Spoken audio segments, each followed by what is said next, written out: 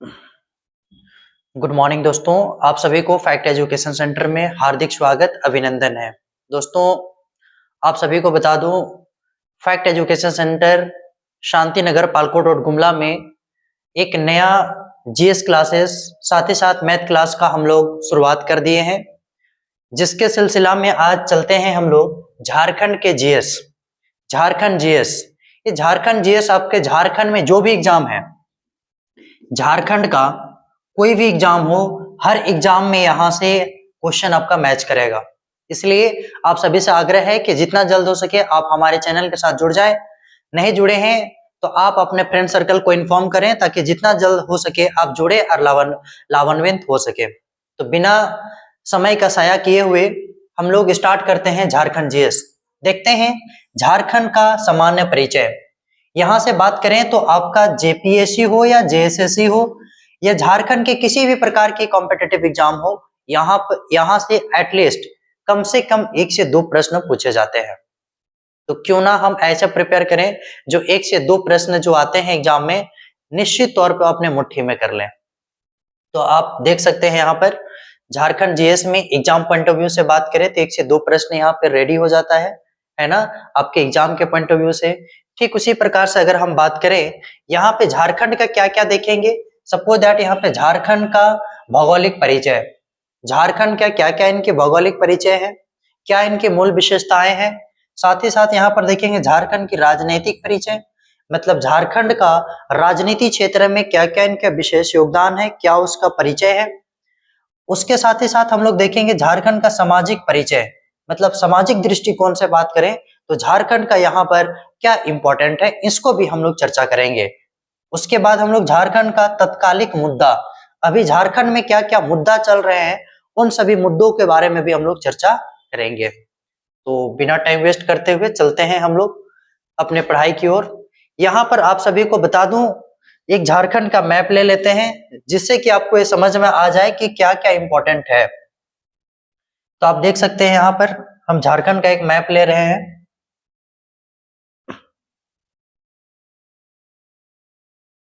इस प्रकार से यहाँ से हम ले सकते हैं झारखंड का मैप।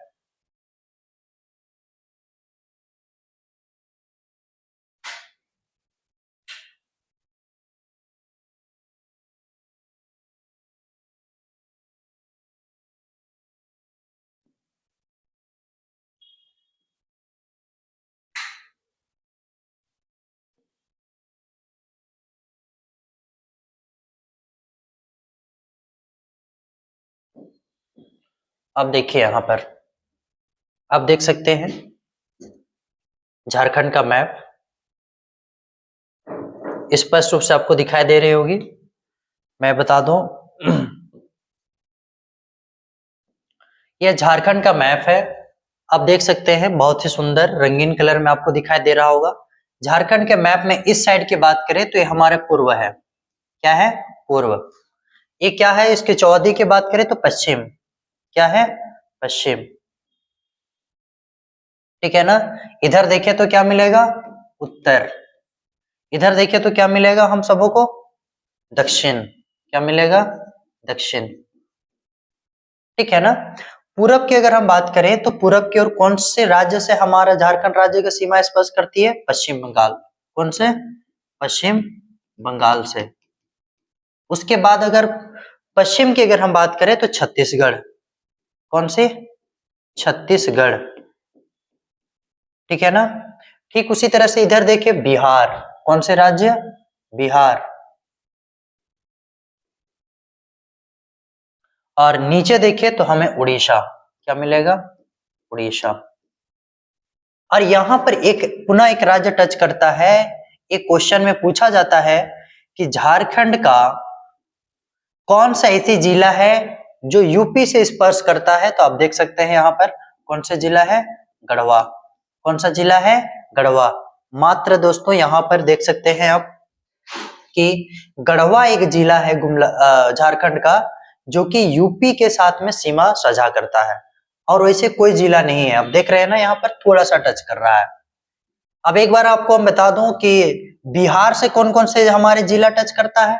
तो देख सकते हैं गढ़वा, पलामू, चतरा, है ना, उसके बाद हजारीबाग, कोडरमा, गिरिडीह, देवघर, दुमका, गोड्डा और साहिबगंज। अगर हम बात करें पश्चिम से पूरब की ओर, अगर हम बढ़े पश्चिम से पूरब की अगर हम देखें तो कौन कौन सी जिला हमारे टच कर रहा है बिहार के साथ? देखिए गढ़वा, है ना, गढ़वा नंबर 1, 2 में कौन सा? पलामू, 3 में अगर बात करें तो चतरा, 4 में बात करें तो कौन सा? हजारीबाग, 5th में बात करें तो कोडरमा, गिरिडीह, है ना 6 नंबर में, 7 में अगर बात करें तो देवघर, है ना। ठीक उसी प्रकार से 8 की अगर हम बात करें तो दुमका, गोड्डा 9 नंबर में और साहेबगंज 10। तो बिहार राज्य के साथ झारखंड के कितने जिले स्पर्श कर रहे हैं? 10। कितने जिले? 10। कभी कभी आपको एग्जाम में पूछा जा सकता है कि पश्चिम से पूरब की ओर कौन कौन से जिले बिहार राज्य को सीमा स्पर्श करती है, तो आपको याद रहना चाहिए इस तरह से। अगर आपको पूछ दे पूरब से पश्चिम की ओर तो जस्ट उल्टा कर लेंगे, इसे होगा ना।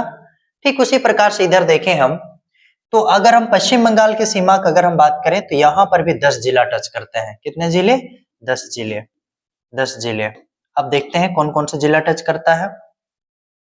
नंबर 1 में, है ना, साहेबगंज, पाकुड़, दुमका, जमताड़ा, उसके बाद देखिए धनबाद, बोकारो, उसके बाद रामगढ़, रांची, उसके बाद सरायकेला खरसावां, उसके बाद पूर्वी सिंहभूम। अगर हम काउंटिंग करें तो नंबर 1 में कौन से?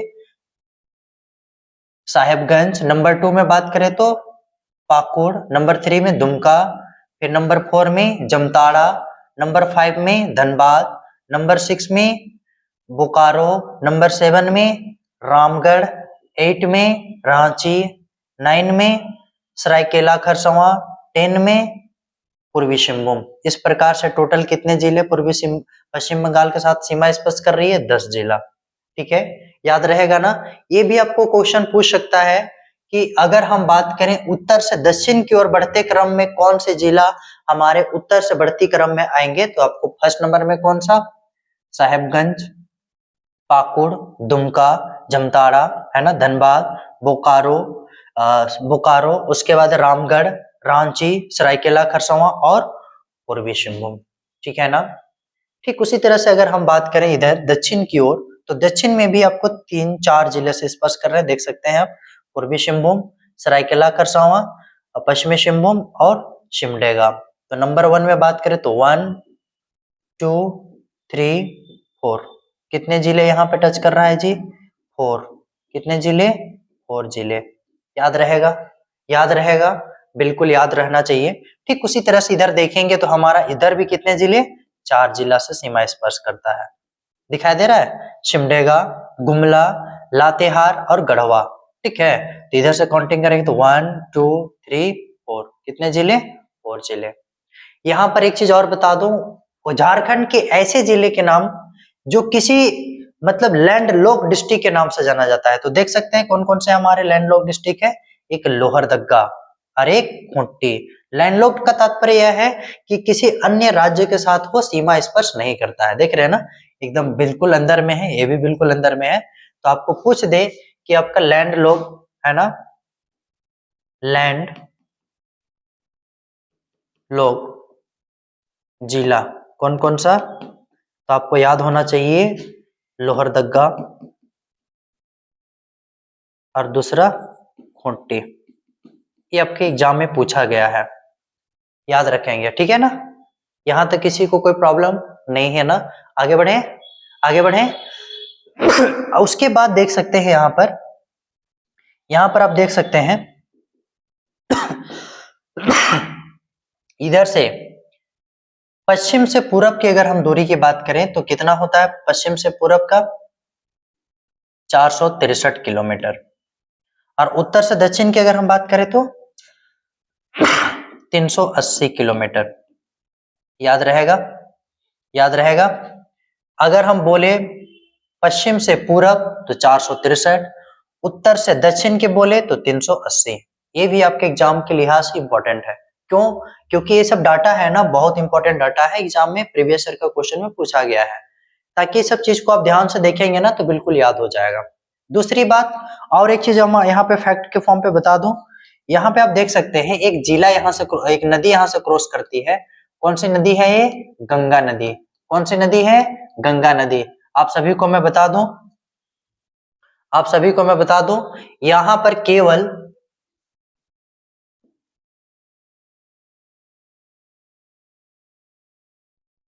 अब देखिए यहाँ पर एक यहाँ से एक नदी का प्रवाहित होता है, गंगा नदी, ठीक है ना। अरे गंगा नदी फिर से हुई, तो हम लोग देख रहे थे यहाँ पर गंगा नदी, कौन सी नदी प्रवाहित होती है यहाँ पे? गंगा नदी। कौन सा? गंगा। अब देखिए एक गंगा नदी, एक क्वेश्चन पूछा जाता है यहाँ पर कि झारखंड का कौन सा ऐसे जिला है जहां से मात्र एक ही जिला से होकर गंगा नदी का प्रवाहित होता है? तो आपका सही आंसर क्या होना चाहिए? साहिबगंज। ये भी आपके एग्जाम में पूछा गया है और आपके एग्जाम के लिए भी इंपॉर्टेंट हो सकता है, इसलिए इसे बिल्कुल आप स्किप नहीं करेंगे, देखेंगे कि यहाँ से क्या क्या क्वेश्चन आपके रेज कर सकता है, ठीक है ना। उसके बाद यहाँ पे एक नदी प्रवाहित होती है ना, सोन नदी, ये भी याद रखिएगा। यहाँ से भी एक नदी प्रवाहित होती है, कौन सी नदी? सोन नदी। यहाँ पर भी सेम कॉन्सेप्ट है कि यहाँ गढ़वा जिला से ही होकर प्रवाहित करती है, ये भी एग्जाम में पूछा जाता है, ठीक है ना। तो चलिए आगे बढ़ते हैं। अब यहाँ तक किसी को कोई दिक्कत नहीं है ना। अब देखिए, अब देखिए यहाँ पर हम लोग देख सकते हैं झारखंड के शाब्दिक अर्थ। दोस्तों मैं एक चीज और फिर से यहाँ बता दूं आपको कि झारखंड का शाब्दिक अर्थ जो होता है ना, झारखंड में आप सभी को पता होगा बहुत ज्यादा जंगल झाड़ है, बहुत ज्यादा जंगलों और झाड़ से घिरा हुआ है, इसीलिए इसको क्या कहता है? जंगल झाड़ होने के कारण इसको हम लोग क्या कहते हैं? जंगल झाड़ प्रदेश या फिर वन प्रदेश। क्यों? क्योंकि झारखंड को अगर हम बात करें ना, तो यहाँ पर देखेंगे झारखंड, झाड़ मतलब क्या होता है? जंगल, जंगल झाड़, ठीक है। और खंड मतलब भूभाग, किसके बात कर रहे हैं? भूभाग, मतलब जंगल झाड़ का टुकड़े को हम क्या कहते हैं? झारखंड। इसीलिए इसका शाब्दिक अर्थ क्या होता है? जंगल झाड़ प्रदेश या वन प्रदेश। और इसको जंगल झारखंड नाम क्यों पड़ा है? क्योंकि झारखंड क्षेत्र में अधिकतम क्षेत्र पर जंगलों झाड़ों से घिरा हुआ है। कारण यही है कि इस राज्य का नाम क्या पड़ा? झारखंड पड़ा, ठीक है। आगे बात करें झारखंड राज्य का गठन। झारखंड राज्य का गठन 15 नवंबर 2000 ईस्वी को हुआ है। भगवान बिरसा मुंडा के 125वें जन्म जयंती पर झारखंड राज्य का निर्माण किया गया है। इसीलिए इसीलिए प्रत्येक वर्ष 15 नवंबर को झारखंड राज्य स्थापना दिवस के रूप में मनाया जाता है। आप सभी को यहाँ पर एक क्वेश्चन बन सकता है कि झारखंड किसके जन्म दिवस पर झारखंड राज्य का गठन किया गया है? तो भगवान बिरसा मुंडा, भगवान भगवान बिरसा मुंडा। आप सभी को बता दूं यहाँ पर भगवान बिरसा मुंडा कहाँ के रहने वाले थे? खूंटी, खूंटी के कहाँ? उलीहातू गांव में,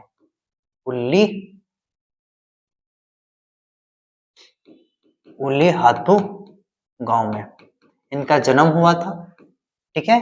और लगातार उन्होंने अपने अपने समुदाय को बढ़ाने के लिए लगातार उन्होंने आंदोलन किया। आप सभी को पता होगा इन्होंने उलगुलान विद्रोह किया था, ठीक है। कब? 1895 से लेके 1900 तक।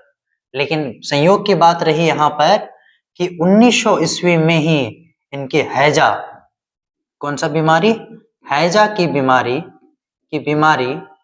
की वजह से इनका मृत्यु हो गया, ठीक है। और इन्हीं के जन्म दिवस के अवसर पर झारखंड राज्य अलग निर्माण किया गया है। इसीलिए आप देखिएगा प्रत्येक वर्ष 15 नवंबर को झारखंड राज्य स्थापना दिवस मनाया जाता है।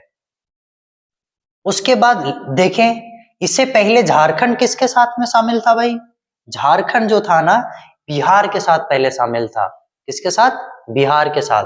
तो बिहार के देखिए, बिहार के दक्षिणी पूर्वी क्षेत्र के 46%, 40% भूभाग को अलग कर झारखंड राज्य का निर्माण किया गया है। ये भी आपको एग्जाम में पूछेगा कि झारखंड निर्माण में बिहार के कितने हिस्से को, किसने क्षेत्र को अलग करके झारखंड राज्य बनाया गया है? आपको याद होना चाहिए 40% भूभाग को अलग करके झारखंड राज्य निर्माण कराया गया है। और झारखंड राज्य निर्माण हुआ तो इस प्रकार देखा जाता है 28वें राज्य के रूप में, यानी कि भारत में कुल कितने राज्य हैं? भारत में कुल कितने राज्य हैं? 28 राज्य हैं और 28वां लास्ट की बात करें तो ये झारखंड ही है। इसीलिए इसको नवीनतम राज्य के नाम से भी जाना जाता है, नवीनतम राज्य, सबसे नए राज्य के रूप में ये आया है। भारत के मानचित्रों पर इसको निरूपित किया गया है। इस प्रकार से देखा जाए झारखंड की राजधानी है ना, झारखंड की राजधानी क्या है? रांची। उप राजधानी दुमका। अब प्रस्तावित राजधानी के बारे में बात करें तो मेदिनीनगर, चाईबासा और गिरिडीह। कितने प्रस्तावित है? 3 प्रस्तावित है। कौन कौन सा? मेदिनीनगर, चाईबासा, गिरिडीह। इसका उप राजधानी क्या है? दुमका। कौन सा? दुमका। और राजधानी क्या है? रांची। झारखंड की राजधानी रांची। क्लियर? आगे बढ़े। अब देख सकते हैं यहाँ पर, अब देखिए यहाँ पर रांची, रांची संयुक्त बिहार की क्या बोला जाता है ना, ये जो रांची जो था, ये फिर झारखंड क्षेत्र की अगर हम बात करें, संयुक्त बिहार क्षेत्र का ग्रीष्मकालीन राजधानी हुआ करती थी। क्या हुआ करती थी? ग्रीष्मकालीन में लोगों ना यहाँ पर गर्मी छुट्टी में अपना व्यतीत करने के लिए आते थे। क्यों? इसलिए आते थे क्योंकि इस क्षेत्र में जंगल झाड़ अधिकता होने के कारण इस क्षेत्र में ठंडक महसूस हुआ करता था। अभी भी यही स्थिति है झारखंड का, क्योंकि झारखंड में जिधर देखो उधर जंगल झाड़ों से भरा हुआ है, पड़ा हुआ है। कारण यही है कि झारखंड ऐसा राज्य है जो कि खनिज संपदाओं से लबालब भरा हुआ है। तकरीबन 40% भूभाग पर 40% खनिज संपदा हमारे झारखंड में ही पाए जाते हैं। ठीक है, इसीलिए इसको ग्रीष्मकालीन की राजधानी कहा जाता है, क्योंकि झारखंड क्षेत्र में अधिक जंगल झाड़ होने के कारण इसे ठंडक महसूस होती थी। इस प्रकार देख लीजिए, इसलिए बिहार प्रांत के कमिश्नर गर्मी के दिनों में गर्मी की छुट्टी मनाने के लिए इस क्षेत्र पर आया करते थे और अपना गर्मी छुट्टी व्यतीत करने के लिए वहां पर क्या बनवाए थे? नेतरहाट क्षेत्र में एक आवासीय क्षेत्र का निर्माण कराया था। बाद में जाकर इसे नेतरहाट आवासीय विद्यालय के रूप में तब्दील किया गया। ठीक है ना? इसी को आज के डेट में हम लोग जानते हैं। ये नेतरहाट आवासीय विद्यालय झारखंड का एक प्रसिद्ध विद्यालय है, जहाँ पे बड़े बड़े अधिकारी, बड़े बड़े वहाँ के एजुकेशन सिस्टम, वहाँ से क्वालिटी ऑफ एजुकेशन के नाम से जाना जाता है झारखंड। और यहाँ से बड़े बड़े अधिकारी से बड़े बड़े नेता पर नेता यहाँ से निकलते हैं और हमारे देश की सेवा करते हैं। ठीक है, आगे बढ़े। चलिए नेक्स्ट। इस प्रकार से आप देख सकते हैं, है ना, मैंने बताया कि आवासीय विद्यालय, और इसका स्थापना, आवासीय विद्यालय की स्थापना कब किया गया था? कब किया गया था? 1954 में श्री फ्रेडरिक के नेतृत्व में इसको किया गया था। ठीक है, और इसका प्रथम प्रधानाध्यापक थे चार्ल्स नेपियर थे। कौन थे? चार्ल्स नेपियर ने थे, है ना। ये भी आपको एग्जाम में पूछा जा सकता है कि झारखंड के जो प्रसिद्ध आवासीय नेतरहाट विद्यालय है, इसके प्रथम जो प्रिंसिपल थे कौन थे? तो आपका चार्ल्स नेपियर। किसके नेतृत्व में इसको खोला गया था? श्री फ्रेडरिक के नेतृत्व में इसको खोला गया था। ठीक है, अगर झारखंड की अगर हम भौगोलिक स्थिति की अगर हम बात करें, तो झारखंड की भौगोलिक स्थिति को समझने के लिए थोड़ा सा हमको क्या करना पड़ेगा? एक स्ट्रक्चर लेना पड़ेगा। स्ट्रक्चर से ही आपको क्लियर हो जाएगा कि इसको कैसे हम लोग समझेंगे। आप सभी को पता होगा, ये ग्लोब हम कंसिडर कर लेते हैं। ग्लोब को 2 इक्वल भाग में डिवाइड करता है, उसको क्या कहते हैं? विषुवत रेखा कहते हैं। कितना डिग्री पर रहता है? 0 डिग्री। उसके ऊपर में बात करें हम, एक कर्क रेखा होता है, कितने डिग्री पर झुका हुआ होता है? ये 23.5 डिग्री पर झुका हुआ होता है। ठीक है ना। और एक और रेखा होता है इधर, एक काल्पनिक रेखा है ना, ये कितना डिग्री पर झुका रहता है? ये भी 23.5 डिग्री पर, जिसको मकर रेखा कहते हैं। और इधर उत्तर की ओर जो रहता है उसको क्या कहा जाता है? कर्क रेखा कहते हैं। क्या कहते हैं? कर्क रेखा।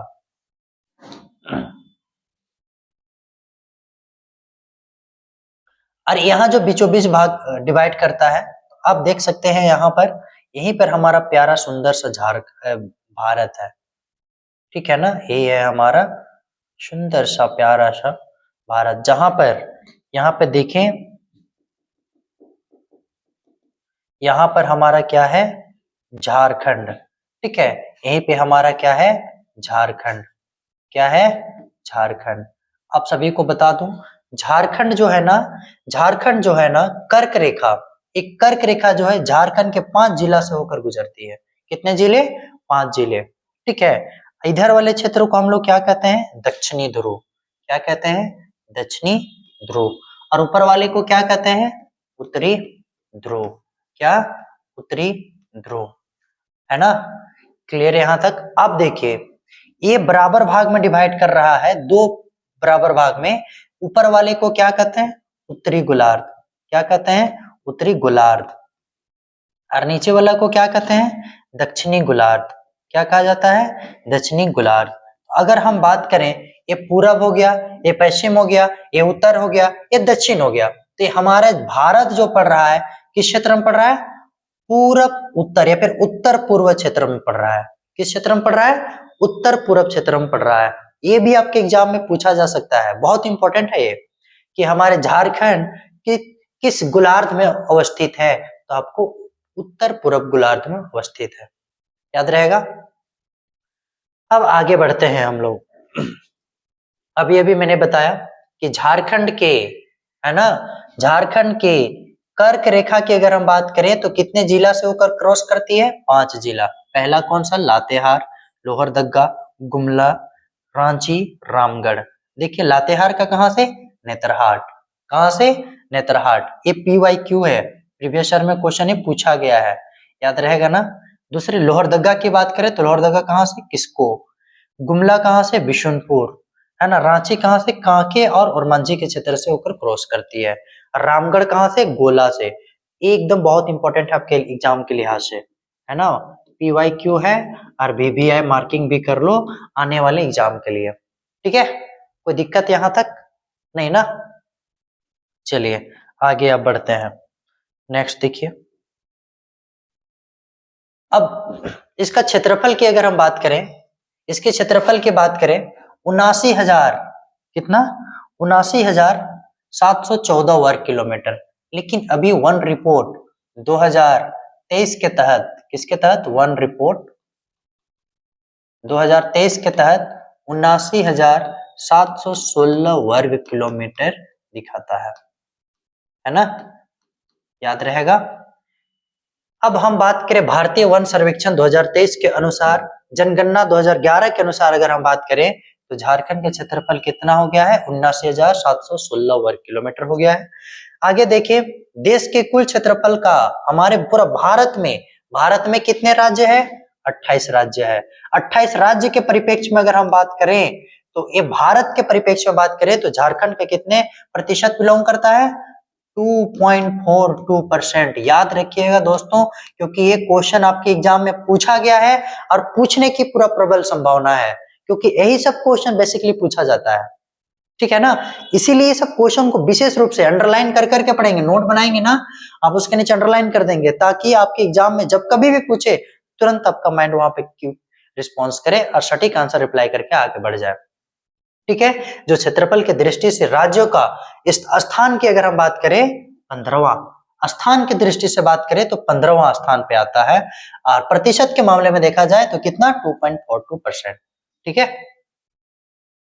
अब यहाँ पे झारखंड की क्षेत्रफल की बात करें तो 100% में से, ठीक है ना, ग्रामीण क्षेत्र की बात करें तो 97.75% लोग ग्रामीण क्षेत्र में निवास करते हैं। तकरीबन कितना क्षेत्रफल? 77,922 वर्ग किलोमीटर में केवल ग्रामीण क्षेत्र है। झारखंड वैसे भी शहरीकरण नहीं है, अधिकतर बात करें तो यहाँ पर कितना? 77, है ना, 1,922 वर्ग किलोमीटर में ग्रामीण बस्तियां बसी हुई है। और उसी तरह से बात करें तो शहरी की अगर हम बात करें 2.25%, यानी कि 1,792 वर्ग किलोमीटर शहरी क्षेत्र बिलोंग करता है ना। ऐसे भी देखा जाए झारखंड उतना विकसित राज्य नहीं है ना। नेक्स्ट, क्षेत्रफल के वाला जिला की अगर हम बात करें, क्षेत्रफल के लिहाज से सबसे बड़ी जिला कौन सी है? पश्चिम सिंहभूम। कितना? 7,224 वर्ग किलोमीटर। यहीं पर आपको याद रखना है सारंडा वन, है ना, सारंडा वन, जो कि झारखंड की सबसे बड़ी वन या घनी वन के बारे में बात करें तो सारंडा वन है। और सबसे कम की बात करें तो रामगढ़। कहाँ? रामगढ़ में देख सकते हैं 1,341 वर्ग किलोमीटर क्षेत्र पर है, ठीक है। आगे की अगर हम बात करते हैं वन, वनों की दृष्टि से अगर हम बात करें कि वनों की दृष्टि से अगर हम बात करें तो सबसे ज्यादा वाला वन, अभी अभी मैंने बताया कि सबसे वन पश्चिम सिंहभूम में तकरीबन कितने 3168 वर्ग किलोमीटर में, और 1% वाला की अगर बात करें तो 56% एकदम वहां पे वन है। कहाँ पे? पश्चिम सिंहभूम में। कितना वर्ग किलोमीटर में? 3368। ठीक है। और सबसे कम की बात करें तो जामताड़ा में कितना वर्ग किलोमीटर? 106 वर्ग किलोमीटर, यानी कि 5.85%। ठीक है।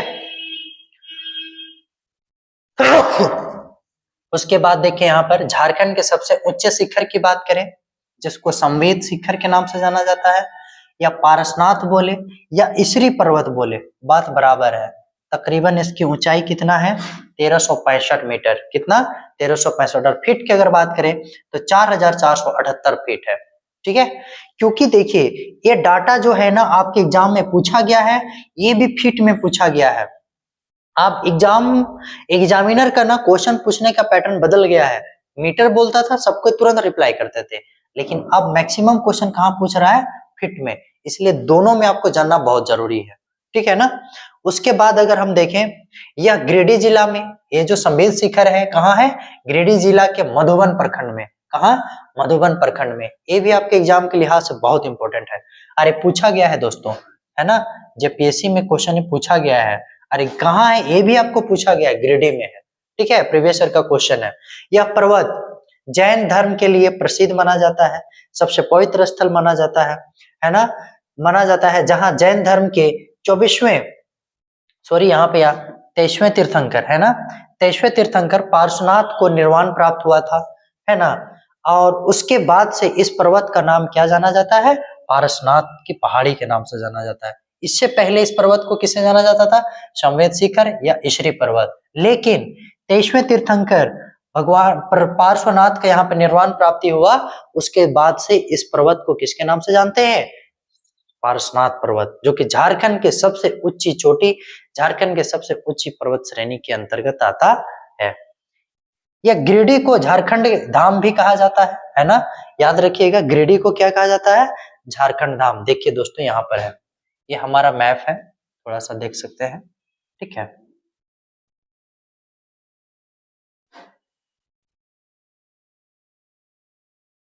यही है हमारा क्या? गिरिडीह। क्या है? गिरिडीह। याद रहेगा ना। गिरिडीह में यहाँ किसके लिए प्रसिद्ध है? जैन धर्म के लिए प्रसिद्ध है। अभी अभी मैंने बताया, जैन धर्म के कौन सा तीर्थंकर? 23वें तीर्थंकर पार्श्वनाथ के यहाँ पर क्या है? पारसनाथ को निर्वाण प्राप्ति हुआ था, उस समय से इसको पारसनाथ पहाड़ी के नाम से जाना जाता है, जिसका हाइट अभी अभी मैंने बताया 1365 मीटर। याद रहेगा? याद रहेगा। चलिए, ठीक उसी प्रकार देख सकते हैं यहाँ पे आपको क्या है? पलामू का किला है, जिसका निर्माण किसने करवाया था? प्रताप राय ने। ठीक है। और एक उसको मेदिनी राय ने करवाया था। कब? 1619 ईस्वी में। और इसके जस्ट बगल में आपको देखने को क्या मिलता है? बेतला राष्ट्रीय उद्यान। ठीक है ना। उसके बाद यहाँ पर देख सकते हैं कि नदी बहती है, स्वर्णरेखा नदी, और जस्ट इसकी सहायक नदी खरकई नदी। जस्ट इसके संगम पर कौन से है? टाटा स्टील कंपनी है, जिसका स्थापना कब है? 1907। जब उत्पादन कब शुरुआत हुआ? 1911 में इसका उत्पादन शुरुआत किया। किसने इसको स्थापित किया था? नौशेरवान जमशेदजी टाटा। इसीलिए इसी के नाम पर इस शहर का नाम क्या पड़ गया? जमशेदपुर। क्लियर? याद रहेगा ना। उसी प्रकार से देखिए यहाँ गुमला में और एक किला है, नौरतनगढ़ का किला, है ना। एक आपको एडिशनल फैक्ट है, आपको मैं बता दे रहा हूं ताकि याद रहेगा, एग्जाम में पूछता है ये सब चीज। अगर पूछ दिया तो तुरंत आपका आंसर आ जाए। नौरतनगढ़ का किला किसने बनवाया था? राजा दुर्जनशाल ने बनवाया था। कब बनवाया था? 1658 ईस्वी में। किस शैली पर निर्मित है? कंगारू शैली या नागर शैली पर। ठीक है ना। ये भी आपको याद रखना है। एक और एडिशनल फैक्ट मैं बता दूं यहाँ पर, राजा दुर्जनशाल ना हीरा की परख करने में उन्होंने निपुण व्यक्ति थे जी, है ना। उसके बाद देखिए, तो दोस्तों आप सभी को बता दूं, जिस तरह से मैंने आपको एक्सप्लेन किया, बहुत ही अच्छी तरह से एक एक मैप के साथ निरूपित करके किया है। आप सभी को बता दूं, हमारे fact education centre Palkot road Shanti Nagar Gumla से जुड़े रहे। आपको जरूर आपको बेनिफिशियल वीडियो मिलते रहेंगे, ताकि आपके कोई भी गवर्नमेंटल एग्जामिनेशन के लिए आप प्रिपेयर कर रहे हैं, आपके लिए मददगार साबित हो सके। और वैसे बच्चे जो हमारे ऑफलाइन क्लास के साथ जुड़ना चाहते हैं, आप सभी को बता दूं 3 अक्टूबर, कब से? 3 अक्टूबर से एक नया बैच हमारा शुरुआत हो रहा है। मॉर्निंग में 8 बजे, मॉर्निंग में 8 बजे से लेकर 10 बजे तक ये बैच चलेगा, जहां पर 8 से लेकर 9 आपको जीएस क्लास होंगे और 9 से लेकर 10 आपका मैथ क्लास होगा। ठीक है, एक साथ आइए, दोनों क्लास करके जाइए, समय बचाइए और अपने तैयारी में गति दीजिए। दोस्तों मत भूलिएगा, ये तारीख 3 अक्टूबर है ना, दशहरा छुट्टी के तुरंत बाद। ठीक है ना, आप बिल्कुल जुड़े और हमारे इंस्टीट्यूट से जुड़े और जो भी आपके प्रिपेयर है उसमें लगातार आगे बढ़ते रहे और आपके मुकाम तक कम समय में पहुंच जाए। तो दोस्तों आज कहीं तक करते हैं, मिलते हैं अगले एपिसोड में। आप सभी को बहुत बहुत धन्यवाद।